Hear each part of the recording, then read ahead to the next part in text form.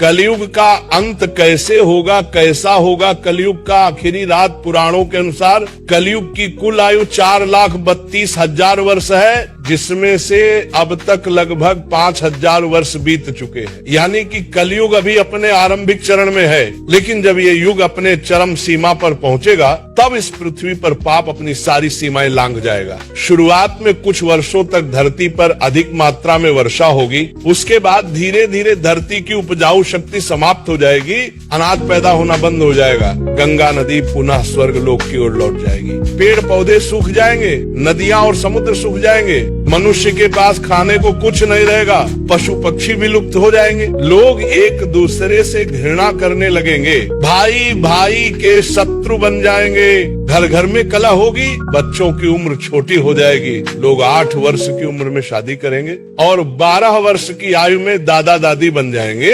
औसत आयु केवल 20 वर्ष के आसपास रह जाएगी, धरती पर हर तरफ अंधकार छा जाएगा, लोगों के हृदय से दया करुणा और धर्म समाप्त हो जाएंगे, भगवान का नाम लेने वाला कोई नहीं रहेगा, हरि कीर्तन और भजन बंद हो जाएंगे, साधु संतों की हत्या की जाएगी। जब कलयुग अपनी अंतिम सीमा पर पहुंचेगा तब आकाश में 12 सूर्य दिखाई देंगे, उनकी गर्मी इतनी प्रचंड होगी कि धरती पर मौजूद सारा जल वाष्पित हो जाएगा, समुद्र सूख जाएंगे, नदियां गायब हो जाएंगी, उस समय मनुष्य की बुद्धि पूरी तरह नष्ट हो जाएगी, लोग एक दूसरे के मांस खाने लगेंगे, मानव मांस की मंडियां लगेंगी, धरती पर केवल पाप अधर्म और हिंसा का राज्य होगा, और जब इस पाप की सीमा पूरी हो जाएगी तब भगवान विष्णु कल की अवतार के रूप में पृथ्वी पर अवतरित होंगे। वह अपने दिव्य रूप में सिर्फ 3 दिनों में सभी पापियों का विनाश करेंगे। इसके बाद धर्म की पुनः स्थापना होगी, सत्ययुग की शुरुआत होगी, धरती फिर से पवित्र और सुंदर बनेगी। लेकिन पुराणों में एक और गहरा संदेश छुपा है।